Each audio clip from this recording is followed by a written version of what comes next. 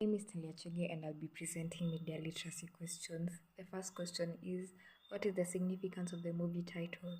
The movie title, Not Another Teen Movies, mocks the repetitive nature of familiar teen movies because they usually have a predictable plot. The next question is, who directed, produced, or wrote this movie and what was his or her worldview? This movie was directed by Joel Gallen and his worldview leans towards satire and parody of the pop culture. Synopsis of the movie. This movie is a parody of teen romance movies where the jock turns an unpopular girl into a beautiful girl who fits to be prom queen. What messages does this movie promote? This movie or this message encourages viewers to think critically about pop culture, urging them to question how they portray high school life and relationships. Is God's natural world depicted in its glory or is it ignored and marginalized? So, in this overt message of this movie is that teen movies often follow the same cliches.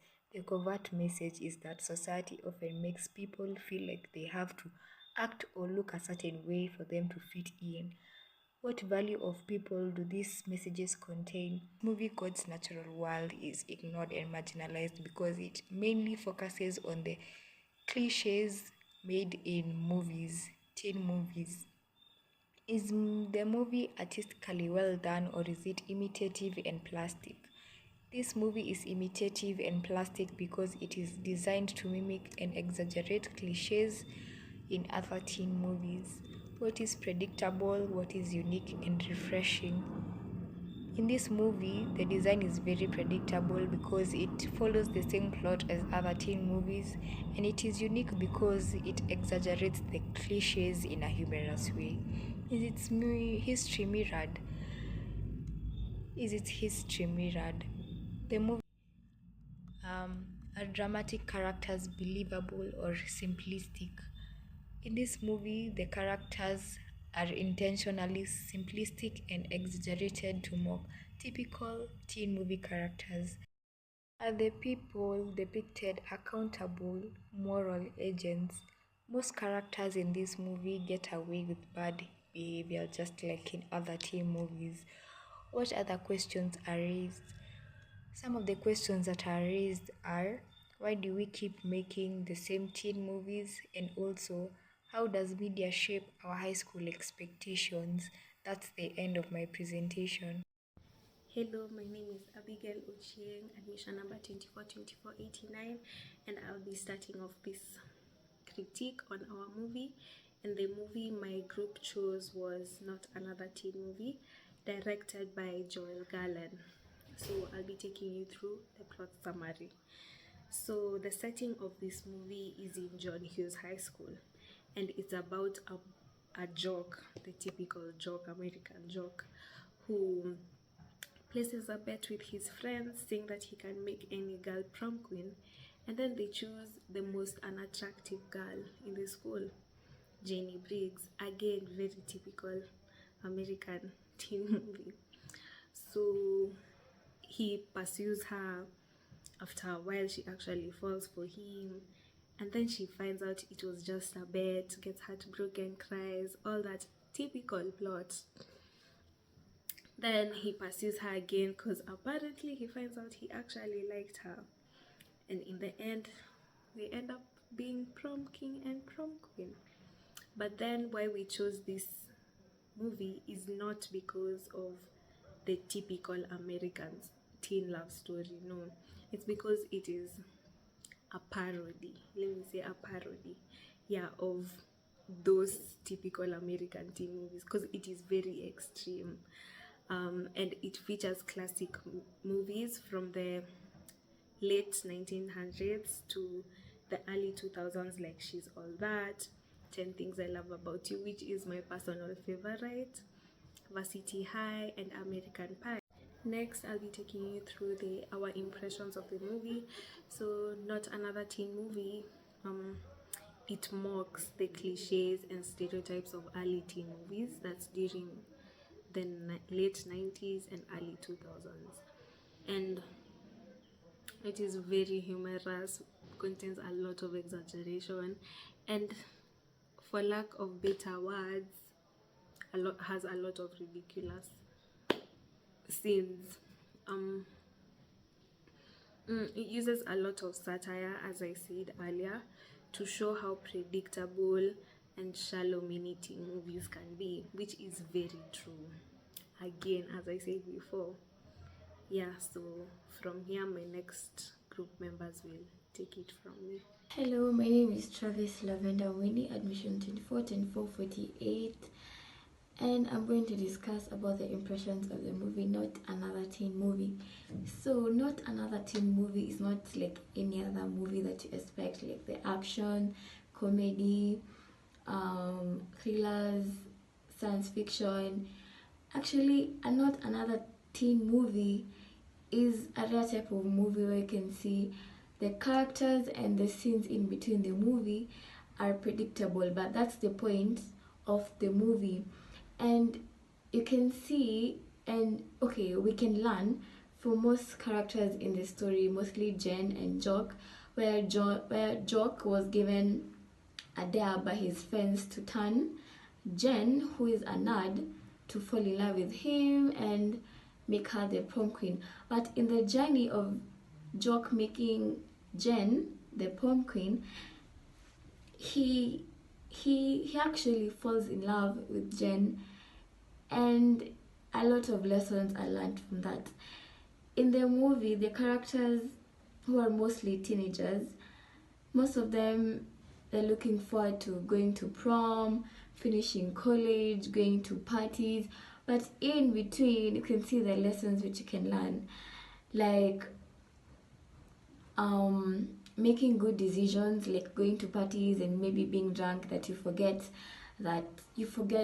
what you are supposed to do. And I know you can say that this needs parental guidance, but the parental characters in the movie, they're actually like the teenagers, which is so diabolical, by the way. We expect the parents to guide the children, but in the movie it's the parents who are like spoiling the children, you get. But life, in reference to the movie, the characters suffer from identity crisis, and the essence of the movie is to help you as a teenager or even any other audience, to help with critical thinking, because there are certain choices in life in relation to the movie that you can choose not to choose. Like, will I follow this peer pressure and get into a life of drugs? And as teenagers, you're filled with sexual tension, of which that's normal, but how do you control it? That's one of the lessons in the movie. Hi, my name is Noreen Mollel, and I'm going to talk about the communication concepts that were highlighted in the movie. First, we have stereotyping and labeling. The movie exaggerates the high school stereotypes such as the doc, the nerd, the cheerleader, and also the weird girl. So basically, the media shows how it labels people based on their superficial traits, and also it shapes how the audiences think a certain group should act. The concepts involved here are perception and self-fulfilling prophecy. Perception are like how we view people is influenced by the media, and also self-fulfilling prophecy, the characters behave how others expect them to. We also have group communication and social identity. In the movie, these high school cliques basically shows how communication between people or groups of people create social identity. Since everyone who's communicating, or if there's a conversation, it clearly shows you if these people are from the same social identity or not. The concepts involved here are social identity theory and groupthink. The social identity theory means like people they tend to, what do we call this? They tend to define themselves depending on where they belong to. Yeah, so like they group themselves basing on where they belong to. The groupthink is that people just follow the group norms without questioning. We also have nonverbal communication, whereby here a lot of humor is exaggerated from body language, costume, or maybe physical comedy. So basically, the concepts here are the nonverbal cues and the symbolism, whereby the nonverbal cues include appearance, gestures, and tone. While the symbolism part, the clothes and the objects, they all symbolizes the character types. We also have media influence and cultural narratives, whereby this film critiques how media talks about the very same stories over and over again, especially the romantic ones, and basically it shows us how love, popularity, and identity is expected to be viewed in the society. So the concepts here are cultivation theory and narrative paradigm, whereby like the cultivation theory means the long term of using medias to like judge something or someone or habits. We often use medias to like judge or talk about something or believe that something is correct. We use medias. Also, the narrative paradigm means like we learn things, we get to know things through oral traditions, like storytellings. You get, so we also have interpersonal communication. This means like people communicate, like you use unrealistic words, you use cheesy words. So yeah, the concepts here are communication competence and relational development. Communication competence meaning like many characters have, there are many characters, but like not always all of them have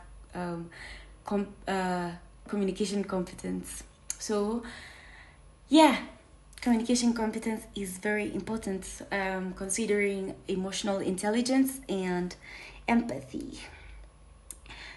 The relational development means you start by building something. At first it cannot be real, like as days go on something is becoming real. So yeah, so like you get to communicate with that person or those people in a very comfortable way. Last but not least, we also have satirical commentary on communication itself. Let me say it again: satirical commentary on communication itself. The whole parody is like the whole movie is a parody, so it actually comments on how we communicate. Yeah, so the moves, the words that we use, the language, and we see like those stories can be communicated in the society. That was my presentation. Thank you.